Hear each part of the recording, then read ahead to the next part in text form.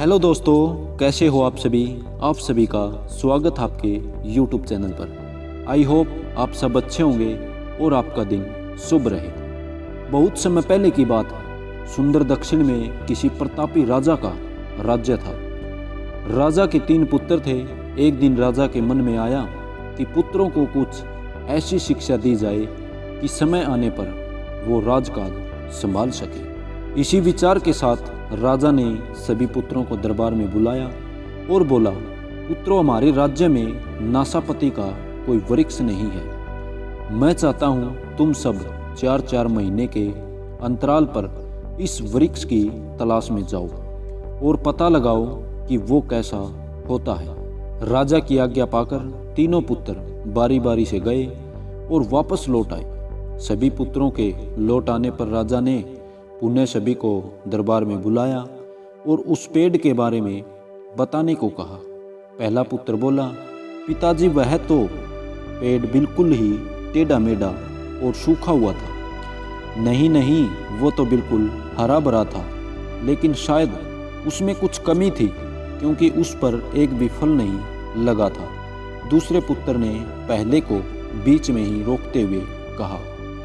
फिर तीसरा पुत्र बोला, भैया, लगता है आप भी कोई गलत पेड़ देख आए, क्योंकि मैंने सचमुच नासापति का पेड़ देखा है। वो बहुत ही शानदार था और फलों से लदा पड़ा था। और तीनों पुत्र अपनी अपनी बात को लेकर आपस में विवाद करने लगे कि तभी राजा अपने सिंहासन से उठे और बोले, पुत्रों, तुम्हें आपस में बहस करने की कोई आवश्यकता नहीं है। दरअसल तुम तीनों ही वृक्ष का सही वर्णन कर रहे हो। मैंने जानबूझकर तुम्हें अलग अलग मौसम में वृक्ष खोजने भेजा था और तुमने जो देखा उस मौसम के अनुसार था। मैं चाहता हूँ कि इस अनुभव के आधार पर तुम 3 बातों को गांठ बांध लो। पहली, किसी चीज़ के बारे में सही और पूर्ण जानकारी चाहिए, जो तुम्हें उसे लंबे समय तक देखना परखना चाहिए, फिर चाहे वो कोई विषय हो, वस्तु हो या फिर कोई व्यक्ति ही क्यों न हो। दूसरी, हर मौसम एक सा नहीं होता।